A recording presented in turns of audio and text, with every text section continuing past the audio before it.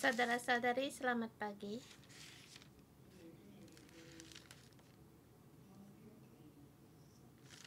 Hari ini kita sampai di kitab Markus pasal 15. Hari ini Pastor Joshua yang menyampaikannya.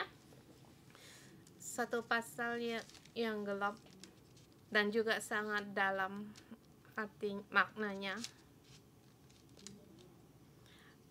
Pasal ini sulit untuk diterangkan. Ya, tidak boleh menerangkan terlalu banyak, bicara yang banyak.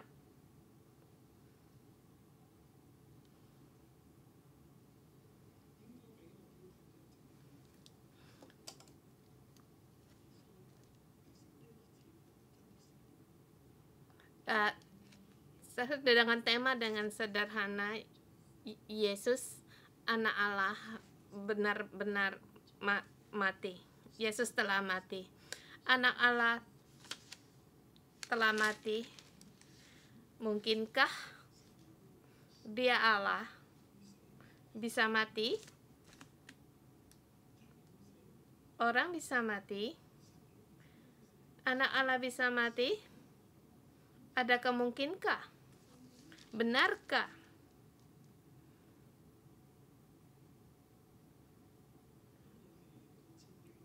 Ini adalah fokusnya.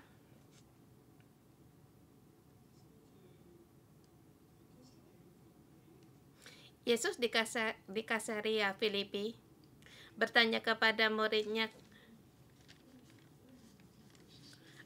siapakah aku? Setengah tahun sebelum ia disalibkan, dia ditolak. Kemudian membawa muridnya pergi dari Galilea. Di Galilea sebelah barat.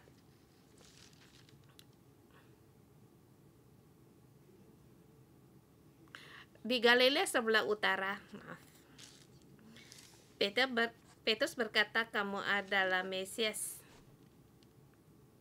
Engkau adalah Mesias. Kemudian Yesus berkata kepadanya, kamu adalah gereja yang akan didirikan di batu karang. Kemudian berkata lagi, anak manusia akan menderita, harus menderita, ditolak, bahkan diserahkan.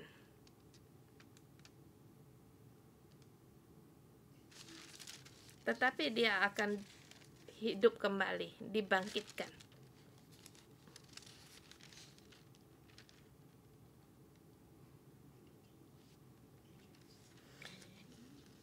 Petrus menarik Yesus, janganlah hal ini terjadi.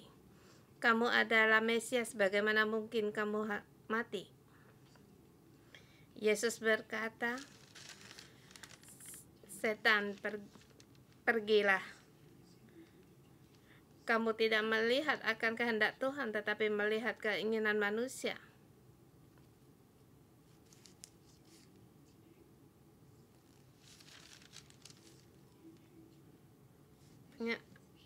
Anak manusia menderita, ditolak, kemudian mati.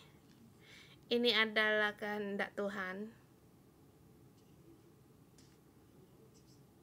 Bagi orang-orang sulit untuk diterima, bahkan Petrus pun sulit untuk menerima kenyataan.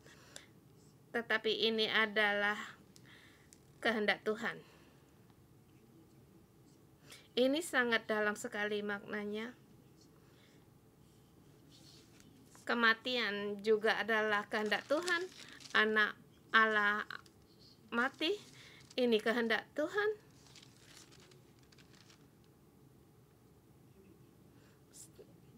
Setelah setengah tahun kemudian, setelah di Kaisarea Filipi setengah tahun kemudian, sampai di Markus pasal 15. Hari ini yang kita baca,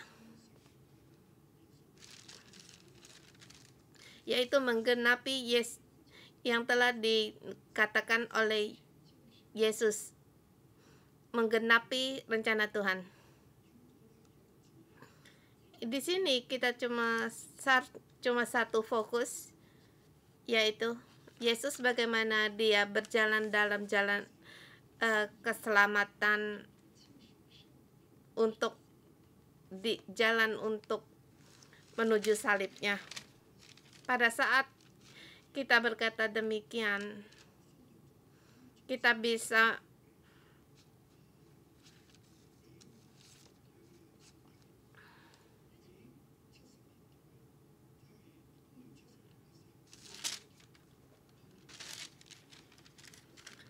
pada saat kita membicara demikian, kita bisa mengesampingkan terhadap Markus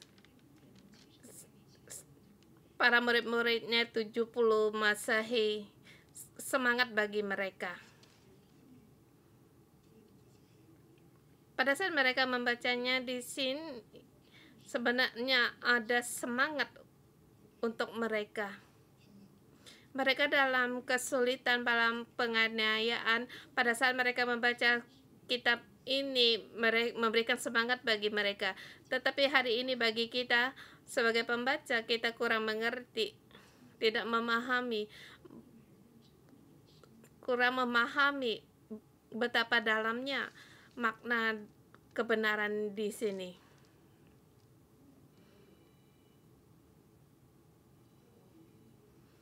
Karena saya merasa seharusnya kita harus memahami lebih banyak lagi, dari kita melihat dari posisi kita sebagai manusia untuk melihat kitab ini, bukan melihat dari kehendaknya Tuhan untuk melihat ayat ini.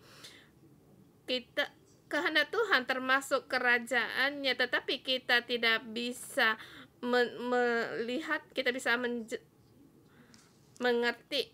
Jadi saya harus merendahkan lagi dari titik poin yang lebih rendah lagi, dari posisi manusia melihat ini, yang termasuk juga di dalamnya, agar kita lebih dalam lagi untuk mengerti. Jadi saya memberi tema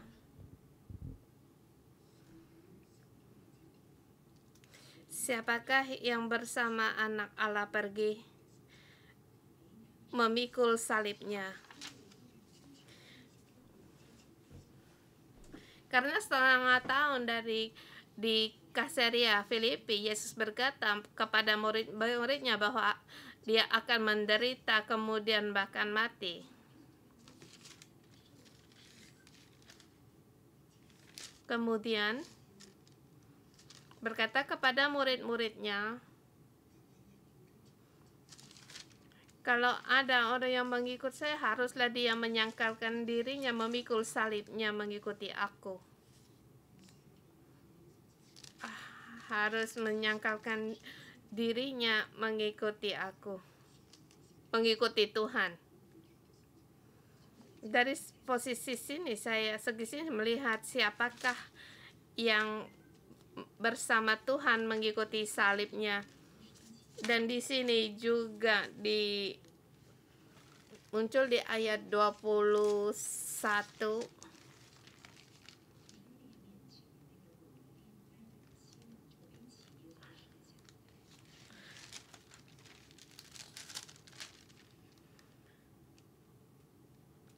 pada waktu itu seorang bersama Simon orang Kirene, ayah Alexandra dan Rufus, dia datang dari kota, dan orang itu mereka paksa untuk memikul salibnya. Kita masuk ke ayat, siapa yang bersama Yesus pergi. Siapakah yang bersama Yesus pergi? Di kitab Ibrani dikatakan kita juga harus mengikuti Yesus bersama mengikuti Yesus. Di kitab Ibrani menerangkan di para penulisnya bahwa murid-muridnya mengikuti Yesus sampai di luar kota. Mengikuti Yesus sampai di luar kota. Mengikuti dia, mencontohi dia, mengikuti jalan penderitaan.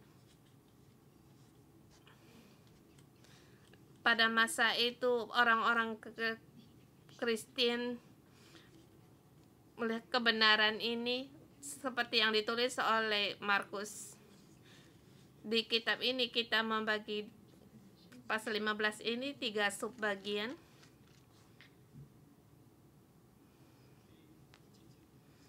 Ayat 1 sampai dengan 20 itu yang pertama. Menderita kemudian ditolak.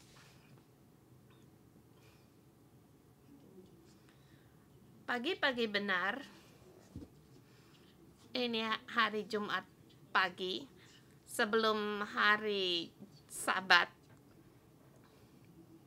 Hari Sabat dimulai dari hari Jumat malam sampai dengan hari Sabtu.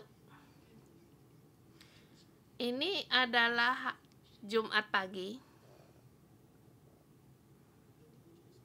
Pagi-pagi benar, imam-imam kepala bersama tua-tua dan kepala ahli-ahli Taurat dan seluruh mahkota agama sudah bulat mufakatnya. Mereka membelenggu Yesus lalu membawanya dan menyerahkannya kepada Pilatus.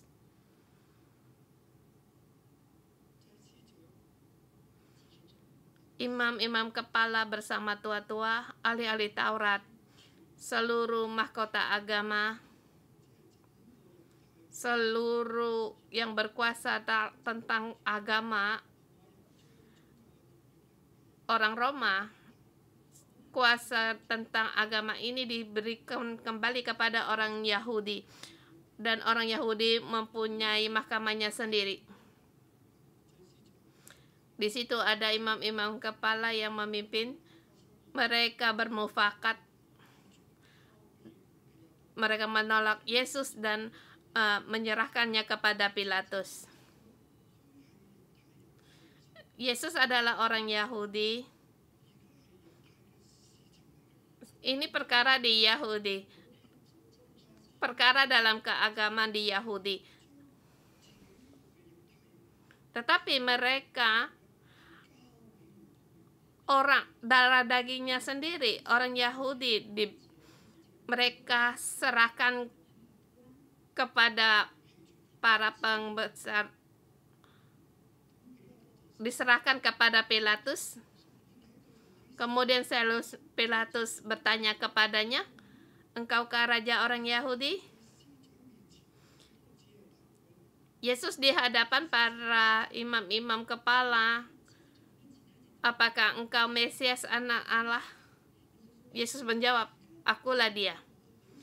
Sekarang Pilatus bertanya kepadanya, "Engkaukah raja orang Yahudi?" Jawab Yesus, "Iya, engkau sendiri mengatakannya." Dia mengaku. Dia memang raja Yahudi, bukan hanya raja Yahudi, tetapi dia ada raja di atas raja di bumi ini. Tetapi dia bukan raja di atas bumi, tetapi dia raja kerajaan Allah. Bukan raja yang berkuasa di atas bumi ini. Dia mengaku, tetapi juga dia tidak menjelaskan yang banyak. Aku memang orang Yahudi, tetapi bukan rajanya di bumi ini yang berkuasa. Dia tidak menjelaskan, cuma jawab, "Engkau sendiri mengatakannya." Di kata ini cukup bagi kita untuk merenungkan. Adakah kamu disalahin orang? Adakah kamu dikatai orang? Adakah orang yang menyalahkan kamu, disalahin orang? Di 6:11 kamu banyak melihat, bukan dalam arti para saudara-saudari menyalahkan kamu atau kamu disalahpahami. Kamu akan banyak orang-orang luar mengatai kita yang tidak baik. Banyak sekali orang yang mengatai saya adalah aliran sesat.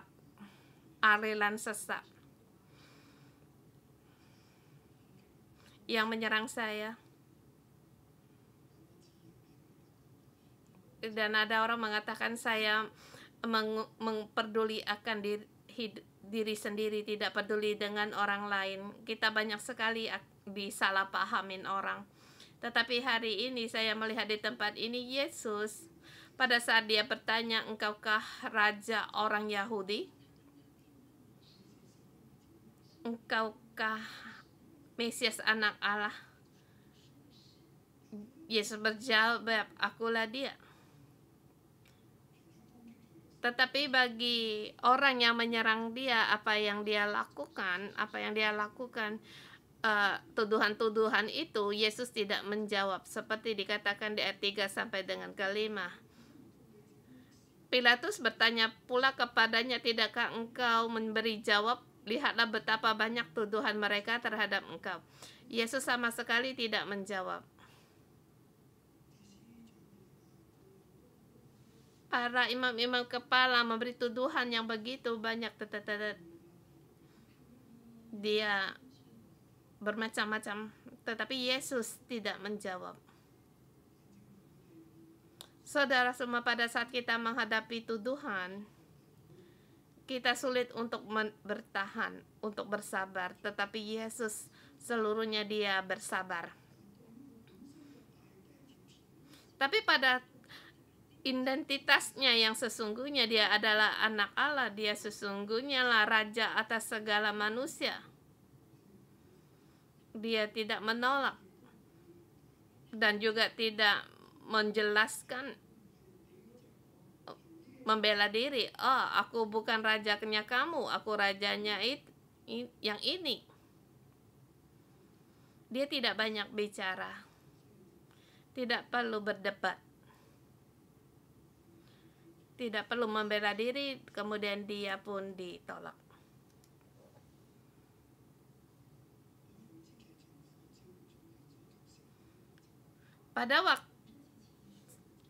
Pada tiap-tiap telah terjadi kebiasaan untuk membebaskan salah satu orang hukuman pada tiap hari-hari raya itu menurut permintaan orang banyak.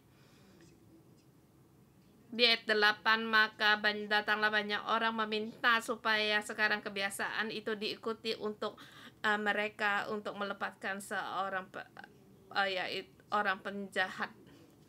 Pilatus sesungguhnya ingin membebaskan Yesus karena dia tidak bersalah. Dia berkatakan, "Apakah kamu kehendaki supaya aku bebaskan orang Yahudi ini?" Ia mengetahui bahwa imam-imam kepala telah menyerahkan Yesus karena dengki. Tetapi imam-imam kepala menghasut orang banyak, meminta supaya Barabaslah yang dibebaskannya. Kemudian mereka pun berteriak agar Barabas dibebaskan. Kemudian mereka pun berteriak agar Yesus disalibkan. Dengan keras mereka berteriak untuk menyalibkan Yesus disalib. Kemudian Pilatus karena ingin memuaskan hati orang, ia membebaskan Barabas dan Yesus disesahkan, kemudian diserahkan untuk disalib. Diserahkan kepada serdadu-serdadu istana. Yesus bukan hanya seluruh ditolak oleh mahkamah agama di atas hasutan imam-imam kepala, dia pun ditolak oleh seluruh rakyat. Mereka mau Barabas lebih daripada dia, bahkan dia pun disalibkan. Dengan keras pun mereka berteriak, "Salibkan dia, salibkan dia, salibkan dia," dengan keras, dengan suara yang keras, dengan gemuruh. Ini seperti revolusi orang Yahudi, demon orang Yahudi. Mereka di situ pada kekacauan agar Yesus disalibkan. Sesungguhnya Pilatus tidak suka akan keadaan demikian. Bagaimana di tempat ini ada kekacauan? Maka dia dengan cepat untuk memberikan jawaban agar Yesus diserahkan bagi mereka. agar suara-suara keributan ini terus tersebar sampai di Roma. Tapi di sini saya melihat di ayat 16 sampai dengan 20 para serdadu-serdadu juga mengolok-olok dia dan menolak mereka sebagai raja orang Yahudi. Dibekanya, hai raja orang Yahudi, mereka mengolok-olok Yesus. Di situ Yesus menderita. Ayat 21. Di situ 32 penderitaannya Yesus. Ayat 21, pada waktu itu lewat seorang yang bernama Simon, orang Kirena, ayah Alexander dan Rufus yang baru datang dari kota, dan orang itu mereka paksa untuk memikulkan salib Yesus. Mereka membawa Yesus ke tempat yang bernama Golgota, yang berarti tempat tengkorak. Mereka memaksa orang yang datang dari luar kota ini. Para serdadu ini punya hak untuk menangkap, memaksa, untuk mengambil sesuatu. Mereka melihat Yesus tidak kuat, tidak bertenaga lagi.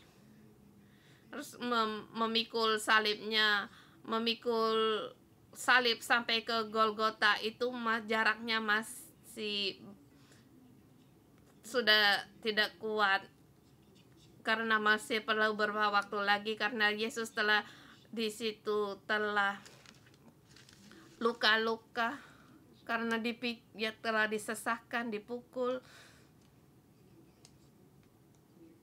Mereka khawatir Yesus tidak kuat sampai ke tempat tujuan.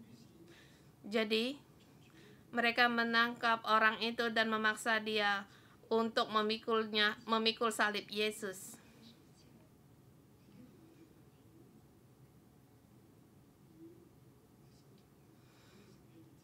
Di sini kita mengatakan dia bersama dengan Yesus anak Allah. Siapakah yang bersama Yesus anak Allah pergi bersama dengan dia?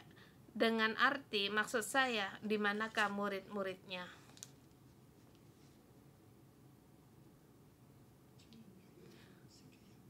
Akhirnya orang yang tidak dikenal ditangkap oleh para serdadu-serdadu istana. Mengapa bukan muridnya?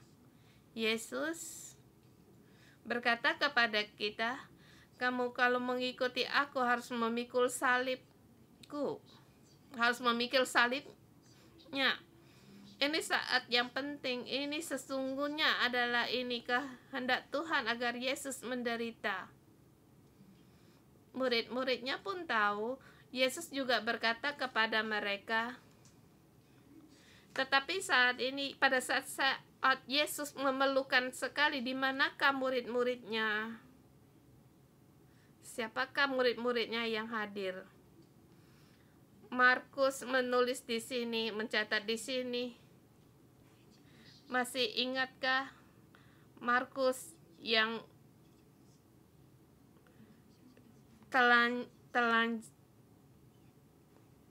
saya yakin bahwa Markus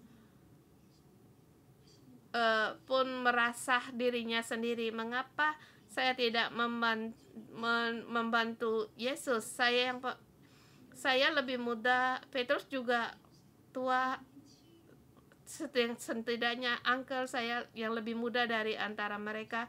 Saya yakin Markus menangis. Mengapa saya tidak bisa menyertai Yesus? Tidak ada satu murid-murid Yesus yang menyertainya. Bahkan Markus yang paling termuda pun tidak ada. Markus yang tanpa pakaian, dia menangis. Kemudian ditulislah ayat ini di kitab ini 70 tahun Masehi dengan satu pertanyaan, siapakah yang bersama Yesus? Sesungguhnya gereja adalah tubuh Kristus. pemerintah Roma lagi menindas gereja, menganiaya Yesus. Murid-muridnya di mana? Banyak sekali orang pergi, banyak orang lemah. Siapakah yang bisa bangkit? Semuanya telah pergi.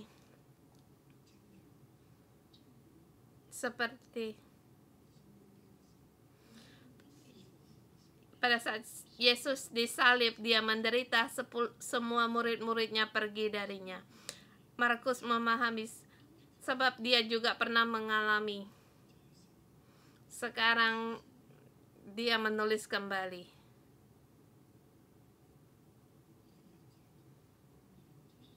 Kita juga demikian.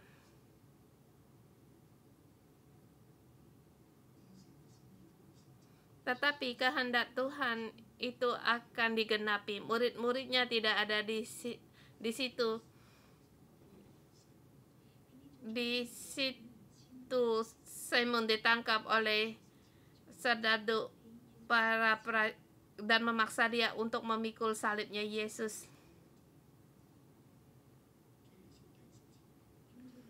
Kemudian di tempat itu mereka menyalibkan Yesus. Dia 24. Kemudian mereka menyalibkan dia. Kita melihat jam waktu dia disalibkan.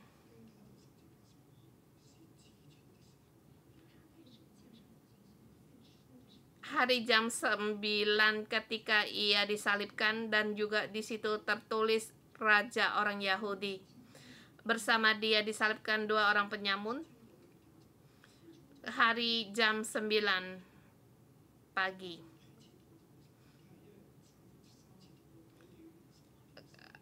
Orang Yahudi berdoa yang pertama kali jam 9, 3, dan 6. Jadi pada waktu yang pagi, saat orang Yahudi mempersembahkan korban persembahan pagi, mengapa sangat bertepatan sekali pada saat disalibkan mereka memberikan persembahan korban yang pertama, persembahan korban pagi. Yesus adalah domba Allah, dia dipersembahkan di persembahan pagi, dia dipersembahkan.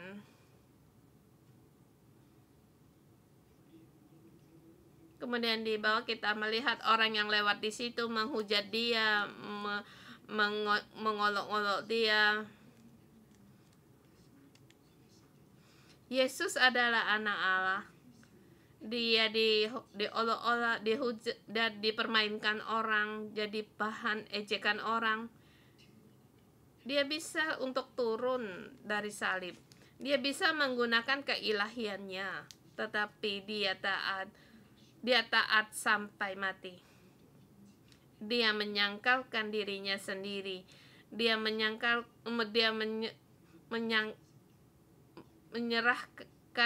segala kekuatannya dengan sebagai tubuh manusia untuk menghadapi semuanya ini. Tubuh manusia itu sakit dan satu yang sulit untuk dihadapi, sangatlah menderita. Mengapa harus demikian? Karena dia sebagai ganti dari kita. Kan inilah pengorbanan Yesus bagi kita. Kita melihat di ayat 33. Di situ pada jam 12 kegelapan meliputi daerah itu dan sampai jam 3. Dan pada jam 3 berserulah Yesus dengan suara yang nyaring, Eloi, Eloi, lama sabachthani, yang berarti Allahku, Allahku, mengapa engkau meninggalkan aku? Orang-orang di sekitarnya mereka mengira mereka memanggil Elia. Dari pagi sampai jam 3 doa untuk yang kedua kali. Seluruh daerah diliputi kegelapan. Sampai pada jam 12 semuanya gelap. sampai jam 3. Di situ di jam 3 berserulah Yesus dengan suara nyaring. Dia berseru, "Mengapa engkau meninggalkan aku? Allahku, Allahku, mengapa engkau meninggalkan aku?" Di sini ada satu garis meninggalkan aku dari mahkamah agama dan meninggalkan dia. Dia ditinggal dari para murid, daripada rakyat yang meninggalkan dia, mahkamah agama, imam-imam kepala meninggalkan dia, dan Pilatus meninggalkan dia. Sesungguhnya tahu bahwa tidak bersalah, tetapi karena untuk mengambil hati orang lain, dia menyerahkan Yesus. Karena pun Pilatus juga tahu, karena imam-imam kepala dengki terhadap Yesus. Sampai di sini Yesus berkata, "Allahku, Allahku, mengapa engkau meninggalkan aku?" Anak Allah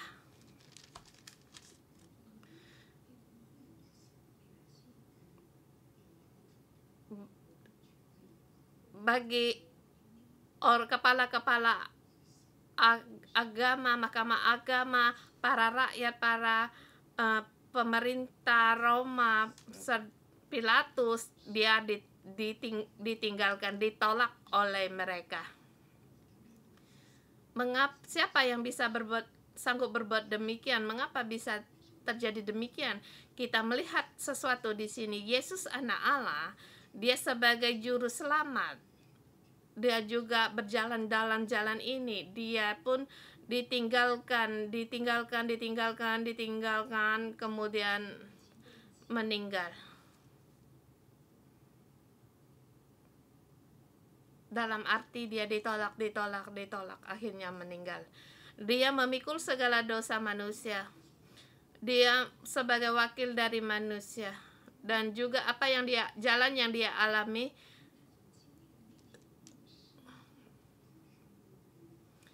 Dia ditinggalkan,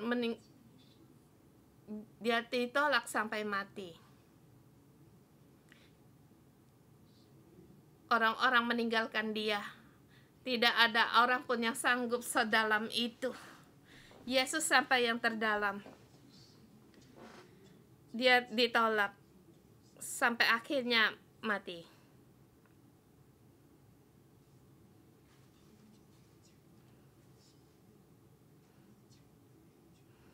Dia menyelamatkan orang-orang yang yang menolak dia, orang-orang yang pernah menolak dia. Dia pergi sampai di situ. Kita orang di bumi yang kita alami, bahkan di tahun 70 Masehi, sampai orang-orang Kristen yang mereka hadapi cuma sampai di sini, tetapi Yesus sampai di situ, lebih dalam lagi. Jadi Yesus bisa menyelamatkan mereka. Yesus memahami mereka, mengerti akan mereka, dan juga mereka bisa melihat Yesus sampai di sini. Kita bisa mengikuti Yesus. Yesus bisa bangkit kembali. Jadi sampai di sini bukanlah jalan yang terakhir. Walaupun diterkam oleh binatang buas, tetapi kalau ini kehendak Tuhan, seperti Yesus sama. Yesus menyerahkan dirinya, memperkorbankan dirinya. Kita pun bisa sama seperti Yesus untuk mengorbankan diri. Pada Yesus, Markus menulis semua ini untuk mendorong semangat bagi mereka pada masa itu. Kita melihat Yesus memang telah mati. Di ayat 37 ditulis, berserulah Yesus dengan suara nyaring dan menyerahkan nyawanya. Dan kita melihat di tempat ini Para kepala pasukan berkata, sungguh orang ini adalah anak Allah. Pada Yesus, kematian Yesus, siapa yang tercatat di situ? Ada beberapa perempuan di situ yang melihat dari jauh, di antaranya Maria Magdalena, Maria ibu Yakobus muda, dan Yoses serta Salome. Mereka semua telah mengikut Yesus dan melayaninya waktu ia di Galilea. Di situ mereka banyak perempuan lain yang telah datang ke Yerusalem bersama-sama dengan Yesus. Di tempat ini hanya beberapa perempuan dan orang-orang yang mengikuti perempuan. Jadi siapa yang mengikuti Yesus? Di manakah murid-muridnya? Hanya tinggal beberapa perempuan. Di manakah murid-muridnya? Orang-orang yang berbicara dengan keras itu di mana? Melihat Yesus yang melakukan begitu banyak mujizat, di manakah orang-orang itu? Hanya perempuan-perempuan ini. Masehi 70 Masehi. Siapakah orang-orang yang menghadapi semuanya ini? Markus mencatat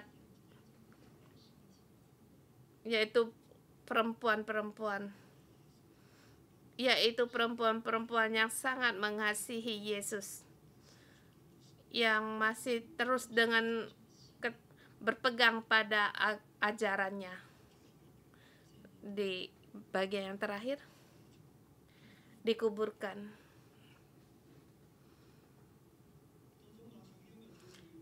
Sementara itu hari mulai malam, dan hari itu adalah hari persiapan, yaitu hari menjelang Sabat.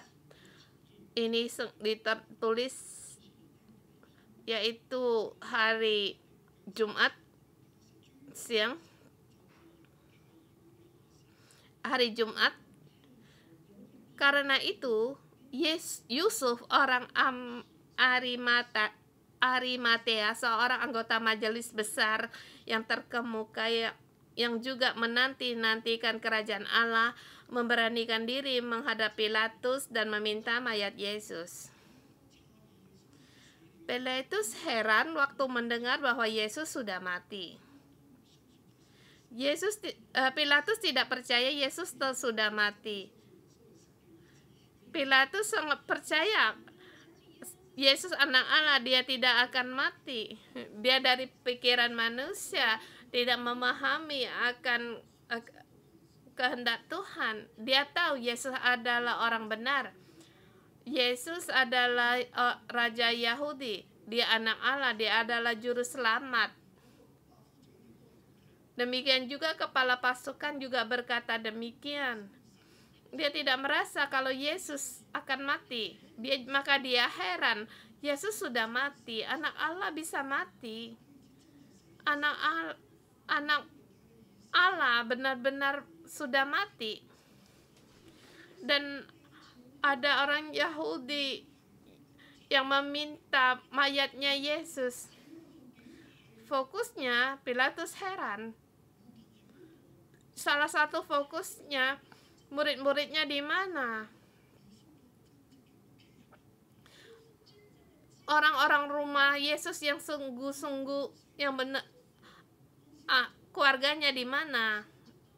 Yesus sudah mati, hari sudah mau menjelang Sabat.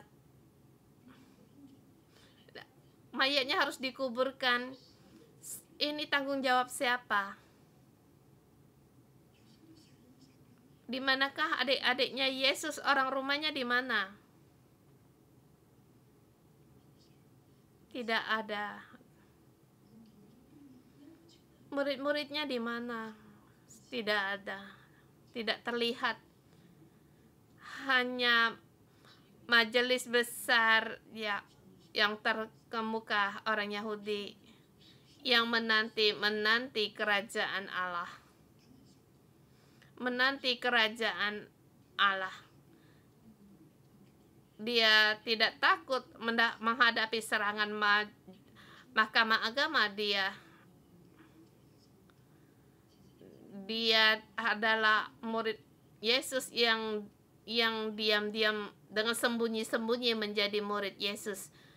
Dia datang memberanikan diri menghadap Pilatus, meminta mayatnya Yesus. Kemudian Pilatus menyerahkan mayatnya Yesus kepadanya. Siapa yang menyertai Yesus? Siapa yang berjalan dengan Yesus? Yaitu ada seorang yang dengan sembunyi-sembunyi mengikutinya. Pada saat Yesus menulis demikian, dia pun berkata, masa itu ada orang yang percaya Yesus dengan sembunyi-sembunyi. Ada kalau diperlukan mereka baru keluar, seperti orang Arimatea ini, Yusuf. Muridnya pada pergi semua, orang rumahnya tidak ada di sini, tidak ada orang yang berani. Mereka takut, mereka tidak berani mereka takut berhadapan dengan imam-imam kepala. Tetapi orang Arimatea ini dengan berani menghadap Pilatus, meminta mayatnya dan kemudian menguburkannya. Yesus setelah dikuburkan di sini juga bertanya, di mana murid-muridnya? Mayatnya pun telah diambil. Di sini hanya ada para murid-murid, para perempuan-perempuan yang ada di situ. Bagaimana dengan anak Allah? Hanya beberapa perempuan. Murid-muridnya pada di mana?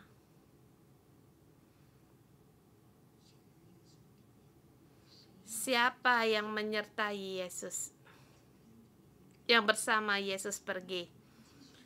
Siapa yang terus bertahan untuk terus mengikuti Yesus? Memang mengikuti Tuhan itu tidaklah mudah. Pada saat penderitaan datang atau menghadapi kesulitan, kesusahan, itu tidaklah mudah. Dan saya di sini juga mendorong saudara-saudari semua yang di bumi ini, baik di Hong Kong maupun di seluruh bumi ini. Pada saat kita sukses, kita mengikuti, itu sangatlah mudah. Sangatlah mudah, tetapi dalam menghadapi penganiayaan, kalau untuk mengikuti itu sangatlah sulit. Iya, banyak orang yang tidak sanggup mengikutinya, bahkan seperti orang Arimatea ini, dia mengikuti dengan sembunyi-sembunyi. Tuhan pun tahu, Tuhan pun berkenan.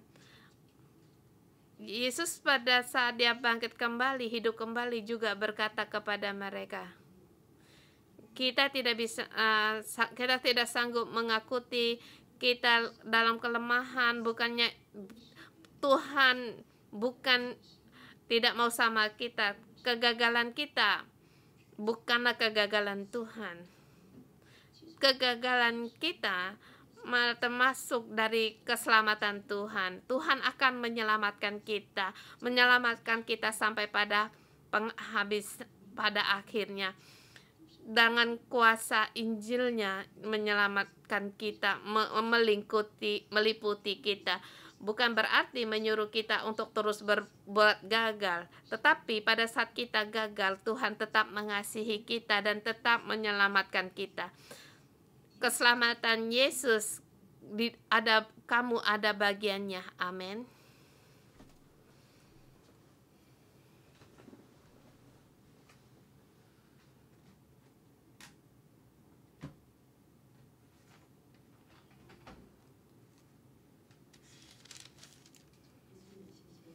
Yesus, kami berterima kasih. Terima kasih atas keselamatan dari Engkau. Terima kasih atas kasih-Mu. Hari ini di hadapan-Mu, kami berkata, kami mau menyembah Engkau. Terima kasih Engkau atas salib-Mu. Mari kita bersama katakan pada Tuhan, Tuhan kami berterima kasih. Terima kasih Tuhan atas pengorbanan diri-Mu. Kami orang yang tidak layak, tetapi Engkau tebus. Mari kita bersama berdoa, kata pada Tuhan, ya Tuhan, terima kasih ya Tuhan.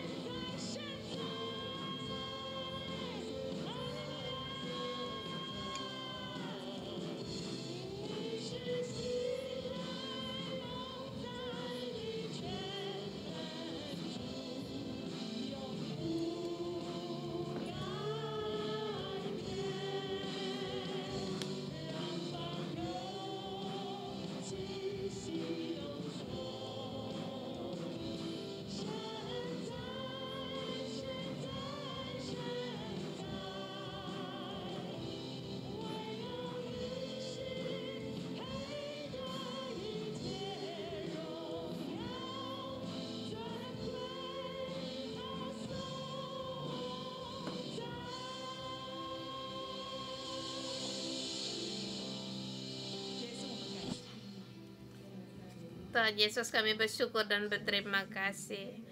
Tuhan, terima kasih Engkau layak mendapatkan segala pujian, kemuliaan, dan hormat. Karena Engkau kami ada di sini. Tuhan, kalau bukan karena Engkau, tidak ada seorang pun yang di antara kami menjadi anak Allah. Karena ada Engkau, kami punya harapan yang kekal. Karena jika tidak ada Engkau, kami tidak adalah artinya. Terima kasih atas kasih-Mu. Terima kasih atas pengorbanan-Mu. Terima kasih atas keselamatan dari-Mu. Roh Kudus, kami menerima Engkau datang di antara kami di hari ini. Tuhan, Roh-Mu ada di antara kami yang ikut di renungan doa pagi ini. Tuhan, hari ini ayat-ayat kita memberitahukan pada kami ditolak, dituduh, disalahi, disesah, dimarah. Yesus terus diejek, diolok-olok, disalahi, disesahkan, sampai akhirnya dia disalibkan. Yesus mengalami semuanya ini karena dia mengasihi-Mu dan mengasihiku. Anak-anak Allah, hai kamu anak-anak Allah, dalam hidupmu kamu pun disalahin orang, tidak dipahami orang, mungkin kamu juga dituduh, diolok-olok orang. Hari ini Yesus juga berkata kepadamu, aku tahu, aku paham. Bahkan aku memahami semuanya ini. Karena apa yang telah kamu alami, aku pun mengalami. Apa yang kamu hadapi, itu juga yang aku hadapi.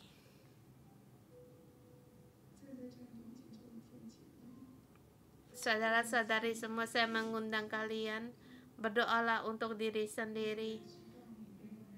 Tidak ada orang yang mengerti akan engkau memahamimu, tetapi hari ini Yesus berkata kepadamu, aku tahu, aku paham, aku mengerti.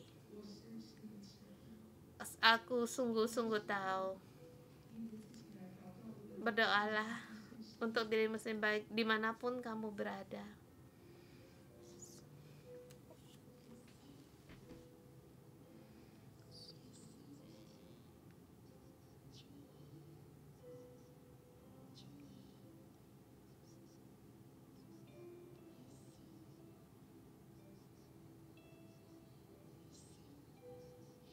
Oh yes. Oh yes.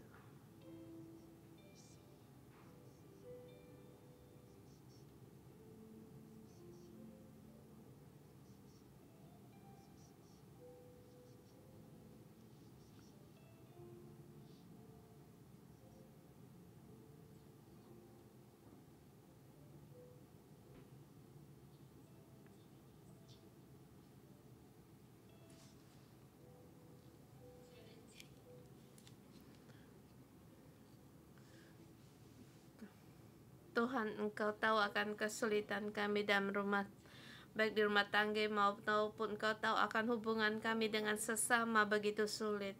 Melihat anak-anak kami, dia pergi dari rumah, bahkan pergi dari rumah ini, dia tidak mengerti akan kami. Bahkan kami merasa orang tua, sebagai orang tua tidak memahami mereka. Tuhan, di masa sekarang ini kami memang sangat sulit. Kami menghadapi anak-anak kami seperti tidak bisa mengatakan apa yang ada di dalam hati kami sebagai orang tua. Yang kami bicarakan mereka tidak memahami. Tuhan, mohon Engkau menolong kami. Tuhan, pada saat kami menghadapi begitu banyak di tempat pekerjaan bersama rekan kami, banyak sekali disalahpahami. Sepertinya kami tidak sanggup untuk menerangkan. Pada saat kami menerangkan, mungkin kami akan kehilangan pekerjaan ini. Bahkan di antara kami hanya bisa untuk bertahan, bersabar, terus bersabar. Pada saat kami berjalan di kantor, hati kami tergerak. Kami tahu di dalam kami banyak sekali ketakutan, banyak sekali berasa ditolak. Bahkan perasaan kami bukan bagian di dalam itu, tetapi kami harus melewatinya setiap hari. Mohon Tuhan Engkau menolong kami, karena Engkau mengerti akan kami. Engkau pun ditolak. Tidak ada seorang pun yang ada di sebelahmu. Demikian juga dengan saya. Saya merasa tidak ada orang yang menemani saya. Pada saat saya sendiri, cuma saya sendiri. Pulang rumah juga saya sendiri. Tuhan, Engkau datang di dalamku. Tolonglah aku.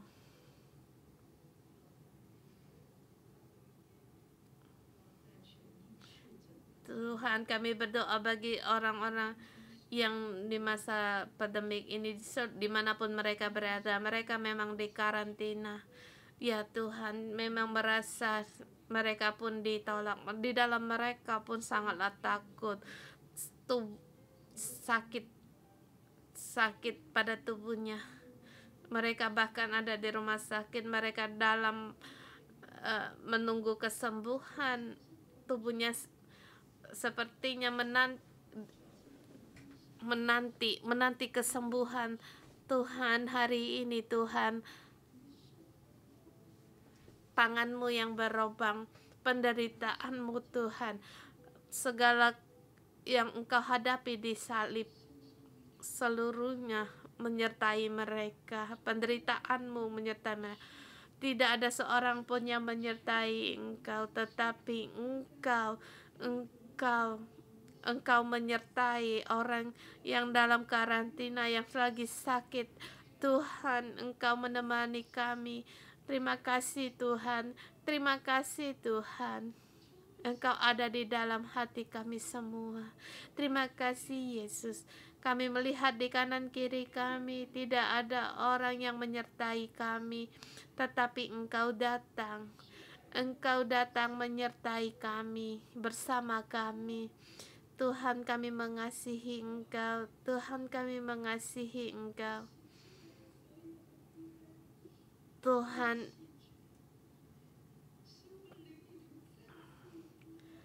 Engkau ambil segala kesepian di dalam hidup kami, kesebatangan kara kami. Engkau menyembuhkan kami. Engkau menghibur kami. Tuhan, terima kasih. Tuhan, kami percaya pada Engkau, apalagi di masa menengah yang lagi sakit, yang di online yang bersama kami renungan pagi ini. Saya dalam nama Tuhan Yesus berkata kepadamu, kamu tidak sebatang kara. Ada Tuhan yang bersamamu. Tuhan menyertaimu, karena tangan Tuhan ada padamu. Engkau tidak sendirian, karena kuasa Tuhan ada pada hidupmu. Engkau dikasihi, kamu dikasihi, engkau diselamatkan, kamu pilihan Tuhan, engkau berharga di mata Tuhan. Engkau orang yang dalam pelukan Allah Bapa. Tuhan berkata kepadamu, anakku, di saatmu sakit ini bukan saja aku membaringkanmu, semua pandangan mataku tidak akan pergi darimu. Aku selalu menyertai engkau. Terima kasih Tuhan. Apa yang kami alami Tuhan, Engkau pun tahu. Apa yang kami hadapi Tuhan, Engkau pun mengerti. Terima kasih Tuhan, karena Engkau terlebih dahulu telah melewati jalan bagaimana di kesendirian, ditolak ini Tuhan, karena Engkau telah terlebih dahulu melewatinya.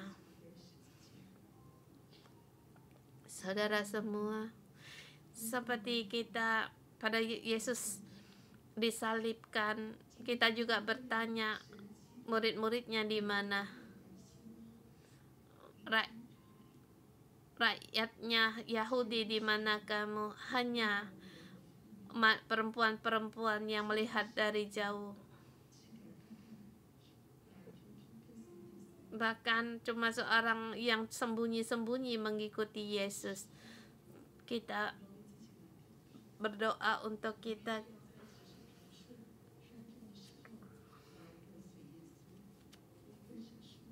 berkata kita mengikuti Yesus di masa yang sulit, di masa yang tidak mudah. Bahkan pada saat serangan datang dalam hidup saya akan tetap mengikuti Engkau. Aku akan tetap mengikuti Engkau, bukan hanya tidak mundur, tidak menyerah. Kita berdoa, mari kita berdoa bagi Tuhan. Katakan pada Tuhan, aku di sini, aku mau terus untuk mengikuti Engkau, baik dalam keadaan baik ataupun tidak baik, aku akan terus mengikuti Engkau. Kita bersama berdoa. Yesus, aku di sini. Apa yang aku hadapi, aku akan tetap mengikuti Engkau. Ya Tuhan, kuatkanlah imanku untuk terus mengikuti Engkau. Baik keadaan yang senang, baik suka maupun duka, aku tetap mengikuti Engkau.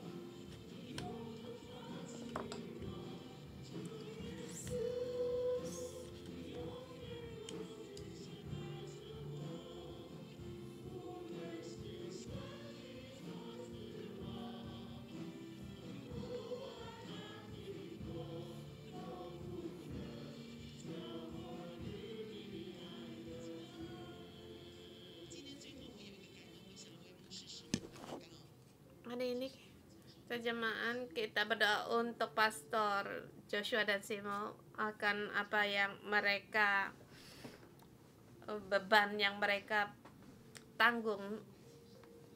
Kita bersyukur walaupun dengan air mata Pastor dan Simo terus mengikuti Tuhan dengan percaya pada Tuhan untuk terus berjalan terus. Kita berdoa untuk pastor kita, apa yang mereka hadapi itu satu yang tidak mudah. Kita berdoa untuk pastor dan kita satu juga dengan satu langkah kita mengikuti Yesus dan juga kita mengikuti pemimpin kita.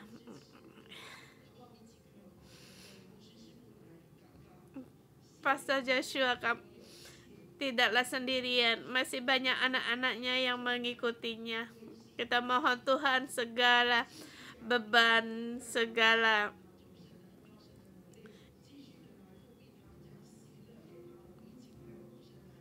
agar Tuhan memberikan kekuatan melepaskan semuanya ini.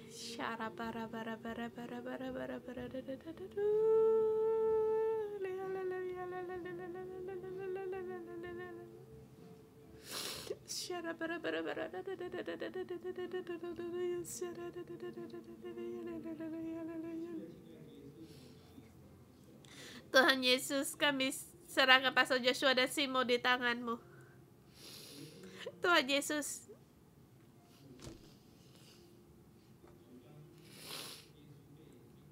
pada saat Yesus menghadapi penganiayaan, murid-muridnya pada pergi. Tuhan, kami berkata kepada Pastor Joshua dan Simo, murid-murid-Mu ada di samping-Mu, anak-anak-Mu mengelilingi-Mu. Pastor Joshua dan Simo, kamu tidak sendirian. Terima kasih Engkau melingkupi kami, melindungi kami. Terima kasih Engkau terus membimbing kami.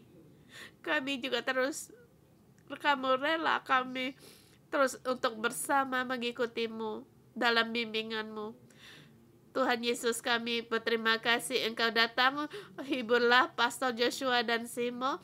Damai sejahtera-Mu ada pada mereka, kuasa-Mu ada kekuatan-Mu ada pada mereka, sukacita-Mu ada pada mereka. Dengar doa kami dalam nama Tuhan Yesus Kristus. Amin.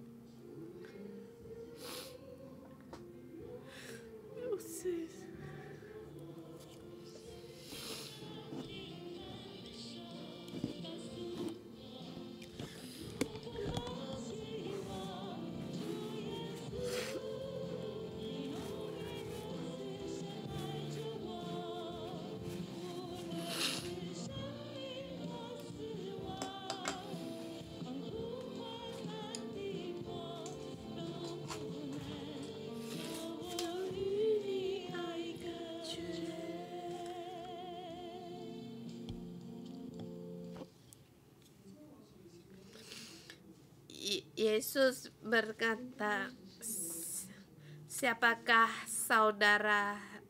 saudaraku, orang rumahku? Yaitu orang yang mengikuti kehendak Allah, itulah saudara dan ibuku.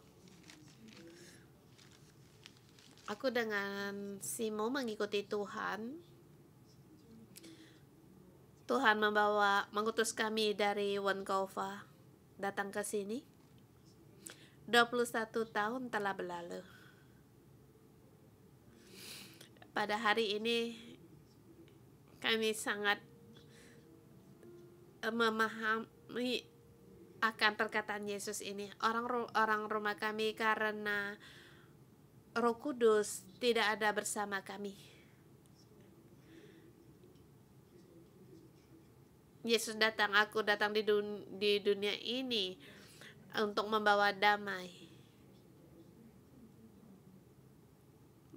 Bukan dengan pedang. Bukankah saya datang di bumi untuk membawa damai?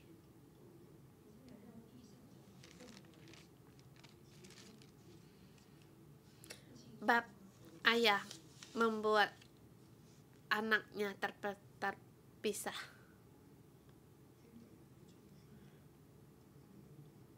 Saudara berlawanan dengan saudara. Dalam arti Yesus,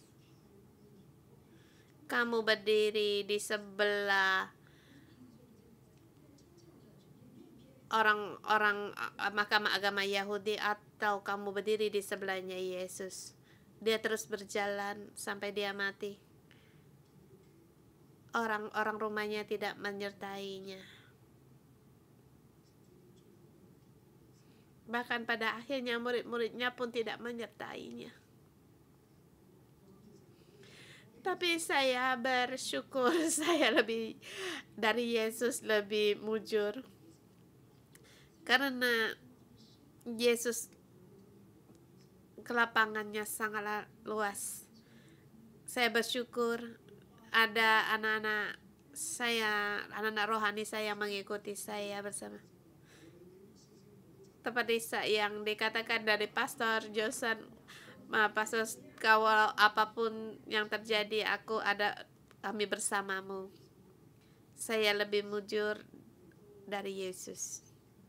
Dan saya sangat merasakan kalian semua juga sangat mengasihi Simo. Kalian semua mengikuti Roh Kudus, mengikuti Tuhan. Kita adalah keluarga yang besar. Saya dan Simo juga memberitahukan kepada kalian semua, baik di rumah atau di online, dimanapun, aku pun mengasihimu. Bersuka cita sekali kita bisa ikut bersama. Siapa yang mengikuti anak Allah yang memikul salibnya? Siapa yang memikul salibnya? Saya gembira ada kamu kalian semua menyertai kami dalam mengikuti Tuhan. Kita bersama, kita memikul salib yang diberikan Tuhan untuk kita. Terima kasih semuanya. Dan saya berkata kepada kalian semua, aku pun mengasihi kalian semua. Amin. Haleluya. Terima kasih Tuhan. Kita tadakan tangan kita. Tuhan, Engkau di dalam kebenaran-Mu.